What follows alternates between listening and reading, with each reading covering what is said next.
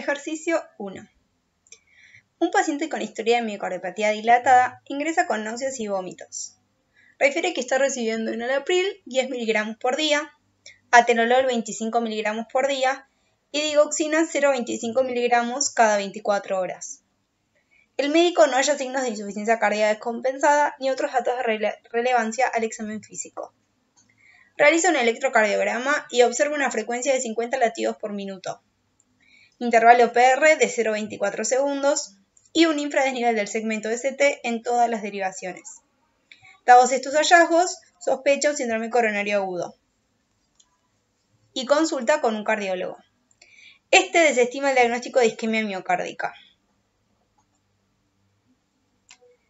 A. ¿Qué explicación encuentra para las náuseas y los vómitos?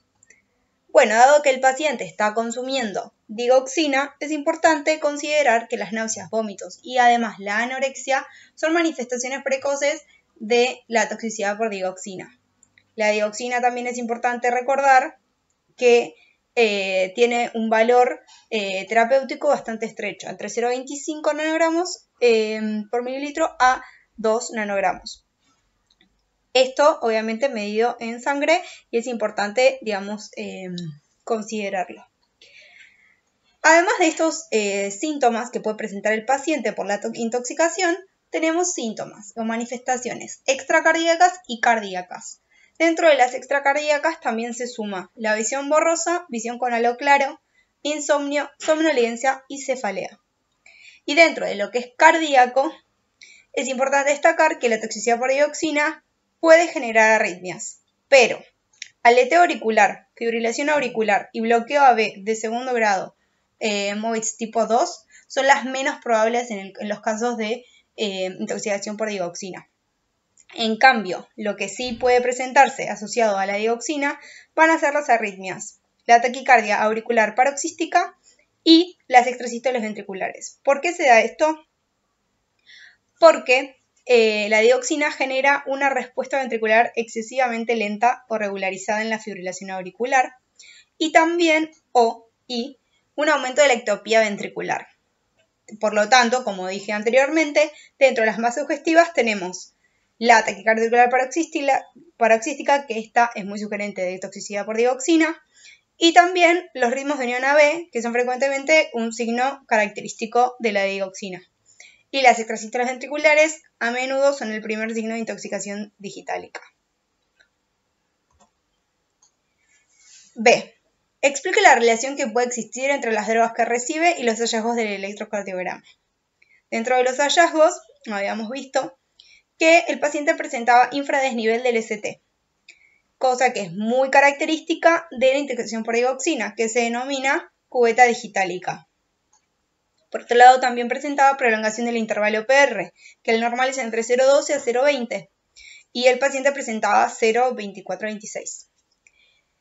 Esto suele darse ambas asociados a la digoxina, el intervalo PR que se prolonga y el infradesnivel del ST denominado cubeta digitálica. También es importante destacar qué cambios hay en el electrocardiograma por el uso crónico de digitálicos y que no necesariamente tienen que ser una intoxicación, sino que por el uso crónico ahí va a haber cambios en el electrocardiograma. Dentro de estos vamos a tener la prolongación del PR, el intervalo del QT acortado, depresión del segmento ST y disminución de la amplitud o inversión de la onda T. Y con respecto al consumo de oxígeno, los digitálicos no modifican el consumo de oxígeno, pero sí aumentan la fuerza de contracción, sin elevar la frecuencia cardíaca. Y esto se da justamente porque son del grupo de los inotrópicos que no consumen oxígeno. Pensemos que justamente en la insuficiencia cardíaca, ¿qué pasa? El paciente, justamente su corazón es insuficiente, no puede eyectar la sangre correspondiente. Por lo tanto, ¿qué necesita? Que alguien lo ayude justamente a poder contraerse mejor para poder eyectar la sangre que tiene dentro. ¿Quién va a favorecer esto? Justamente los inotrópicos, que van a aumentar esa fuerza de contracción, pero no aumentan la frecuencia cardíaca, por lo tanto, pueden permitir que el corazón se llene entre cada diástole. ¿Sí? Recordemos que si hay mayor frecuencia cardíaca, hay menor tiempo de diástole y el corazón no llega a llenarse correctamente. Bueno, el C lo que dice ya lo explicamos anteriormente, por lo tanto no lo vamos a volver a hacer. El D pregunta si existe alguna otra droga que puede ser de utilidad para este paciente. Bueno, es importante destacar que la insuficiencia cardíaca no solamente se va a tratar con un inotrópico. ¿Por qué? Porque la insuficiencia cardíaca, a su vez, el paciente puede, por ejemplo, si está descompensada, puede presentar edemas y por lo tanto tendríamos que darle un diurético, ¿sí? Entonces, y a su vez, si presenta hipertensión, es importante, por ejemplo, darle un IECA o un ARA para disminuir la poscarga del paciente. ¿Por qué? Porque al disminuir la poscarga, el corazón no va a tener que generar tanta fuerza de contracción para inyectar la sangre. Pensemos que el corazón de por sí ya está insuficiente. Bueno, esto lo vamos a dividir en dos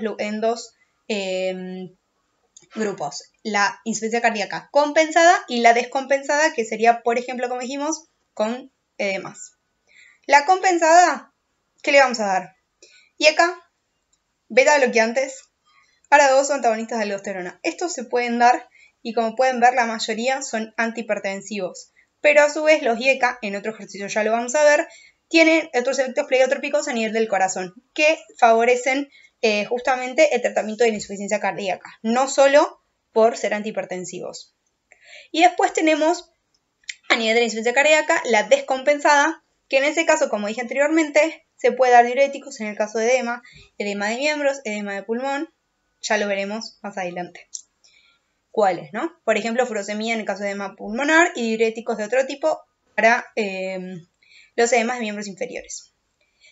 Y por otro lado tenemos los inotrópicos, que como dije anteriormente, la digoxina es uno de los que no modifica el consumo de oxígeno. Y a su vez, además de este grupo, tenemos los inhibidores de la fosfodiesterasa 3. Y por otro lado tenemos los que sí aumentan el consumo de oxígeno, que tenemos dopamina, dobutamina, isoproterenol, noradrenalina y adrenalina, que como ya vimos en fármaco 1, estos, la mayoría, son justamente, tienen acción adrenérgica. ¿Por qué el médico sospechó de un cuadro coronario agudo? ¿Por qué el cardiólogo lo desestimó? ¿Creen ustedes que el paciente tenía una fibrilación auricular en base a los hallazgos del electrocardiograma? Obviamente que esto sí, no es exactamente de farmacología, pero viene bien repasar un poco de clínica, ¿sí? ¿Qué pasa con el síndrome coronario agudo? Es la presencia de dolor torácico de tipo opresivo, irradiado al hombro y brazo izquierdo, que puede también estar asociado con náuseas y vómitos. Dentro de los hallazgos electrocardiográficos, lo más característico es el supradesnivel del ST, pero también hay veces en que puede haber infradesnivel del ST, en varias derivaciones, que es lo que el paciente de alguna manera presentaba. Pero el cardiólogo lo desestima porque son síntomas clásicos de intoxicación digitálica, todos juntos. Además pensemos que el paciente no tenía dolor opresivo, ni que se irradiaba el hombro, ni el brazo izquierdo, solo las náuseas y vómitos. Y no parece ser una fibrilación auricular. ¿Por qué? Porque esta arritmia presenta en el electro una frecuencia elevada, la fibrilación auricular, más o menos de 110 a 170, y presenta un ritmo irregular. No tiene onda P, porque justamente hay fibrilación. Aparecen ondas F, características de la fibrilación auricular, y los QRS son irregulares.